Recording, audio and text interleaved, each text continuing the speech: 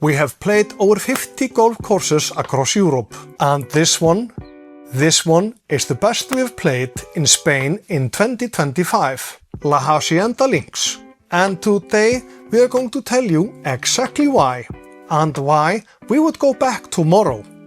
If we could only play one course in Spain for the rest of our lives, it would be this one, La Hacienda Links. This is the full story. We arrived early. That was intentional, because when a course has a practice facility this good, you use it. We warmed up properly. We hit some balls, putted. Then we went to the pro shop. Yep, we did some shopping. The pro shop is excellent, well stocked, well organized. The kind of place where you go in for one glove and come out having made decisions, good decisions. Now, our playing partners that day. Oh yes, two lovely gentlemen from Korea. Really nice, very enthusiastic, slightly more interested in filming themselves than playing golf. Slightly. We enjoyed them very much. Thank you so much for the round. We really did. Different approach to the game, same love of it. Guys, thank you so much. The architect who redesigned this course is an American named Curtis Baumann. He started his career at Augusta National, the home of Masters. He was so persistent about getting a job there that they eventually gave in. The first Ohio State student in history to work at Augusta. The man that redesigned La Hacienda Links, his first project in Europe, and you feel his thinking on every single hole. He starts easy, wide fairway on number 1, generous par 5, room to breathe. Let people feel good before the course start asking serious questions. Then hole 3 arrives, handicap 1, the hardest hole on the course, 440 meters. Par 4 that doesn't apologize and doesn't negotiate. We negotiated anyway. We did and lost. But here's what this course does brilliantly. It tests you and teases you at the same time. Yes. From holes 3 and 4, you start to feel something building. Já, klikka högg. The layout opens up, glimpse of the sea, something is coming.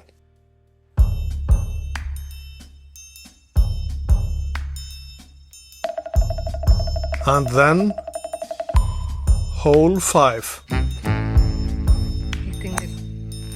We played over 50 courses across Europe. We have had some moments on golf courses, but the 5th tee at La Hacienda Links. Par 5, elevated tee, and suddenly the whole world is in front of you. The Mediterranean, the Rock of Gibraltar, the coastline stretching out below, and the hole drops all the way down to a green that sits almost on the beach. This is not marketing, this is just what it is. I took photos before we looked at the yardage. We both did. The architect said this would be the most photographed hole in Spain. He said it before the course even reopened. He was absolutely right. And then you still have to play it.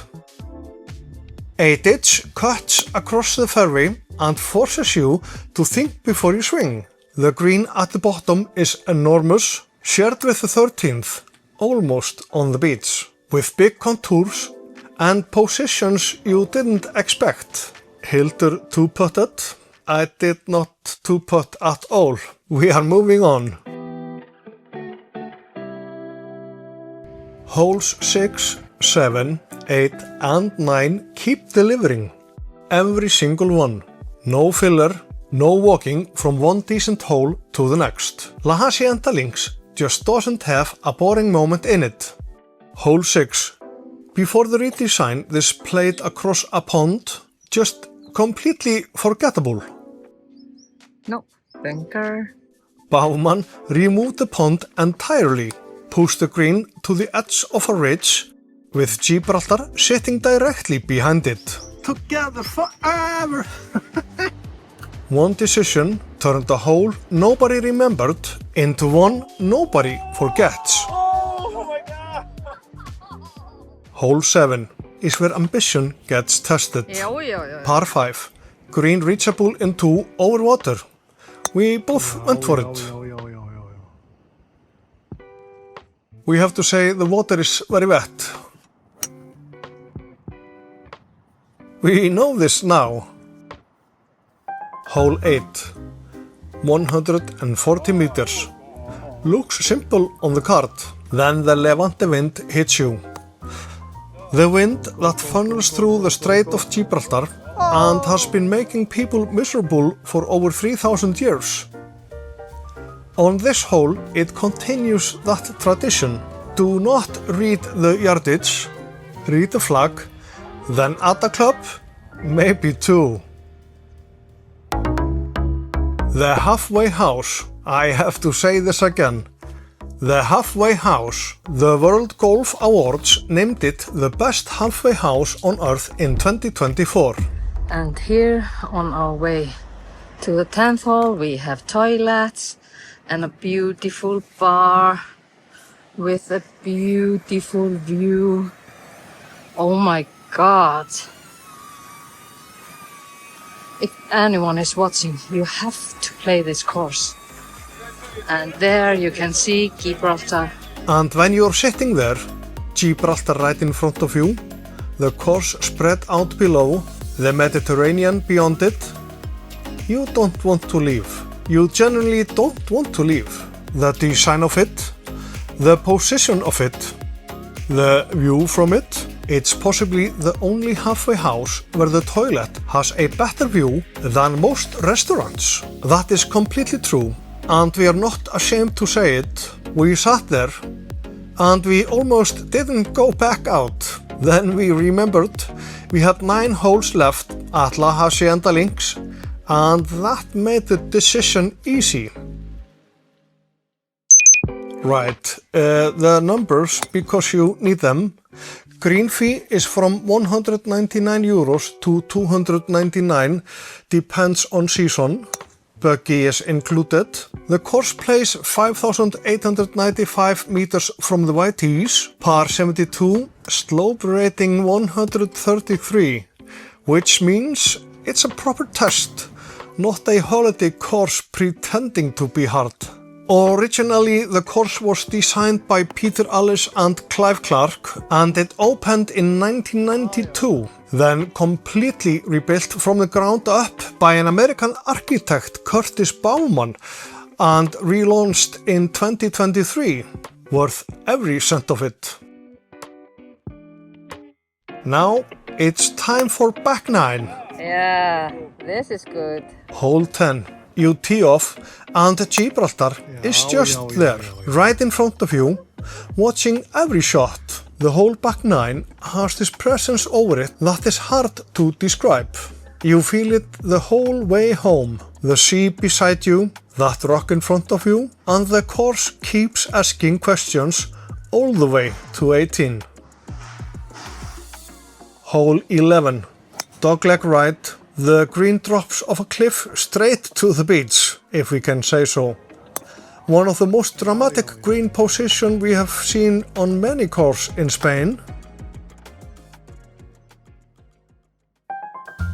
Hole 14 is the surprise of the back 9. Short uphill par 4 with water cascading through boulders into a lake. Yep. 4 bunkers around the green. Trees closing everything off. It's not a breathing hole.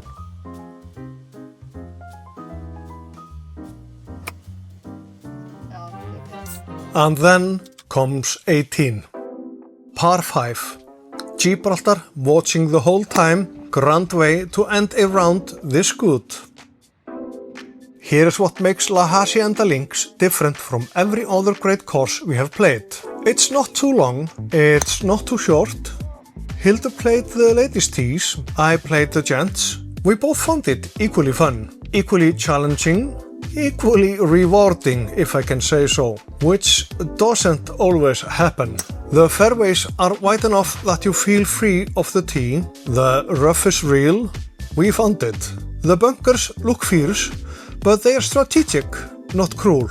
You can make par from them, they are there to make you think, not ruin your round. And the greens, the best we played in Spain in 2025. Fast, contoured and full of character. The condition of the whole course is immaculate. Greenkeepers on every stretch, bunkers raked perfectly. This is the course that takes itself really seriously without taking the fun out of it. It was testing us and teasing us the whole day, from hole 1 to hole 18. Not one boring moment. Not one hole where you are just getting through it just to reach the next one. So, La Hacienda Links, best course in Spain, World Golf Award 2023, World's Best Halfway House 2024, Beautiful. number 94 in the world, the only links style course in southern Spain. We played over 50 courses across Europe 2025 and La Hacienda Links is the best course we played in 2025 in Spain. From the moment we arrived to the moment we walked off the 18th, the clubhouse, the pro shop, the restaurant, the practice facilities, the layout, the condition, the greens, the halfway house, the views, the atmosphere, it just kept delivering. Most courses do one or two things really well. La Hacienda Links does nearly all of it. It came the closest to the perfect gold day. But La Hacienda Links, if we could only play one course in Spain for the rest of our lives, this is the one. Yep. That's the only thing you need to know. Green fee is from $199 to $289. The Fairmont Hotel is on site. 5-star, ocean views, serious kitchen. Stay there if you can. Tell us in the comments what's the best course you have ever played.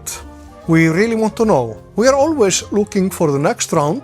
If you want honest golf reviews from two Icelanders in their 50s who love this game and lose some balls, subscribe and like. You don't stop having fun because you get old. You get old because you stopped having fun.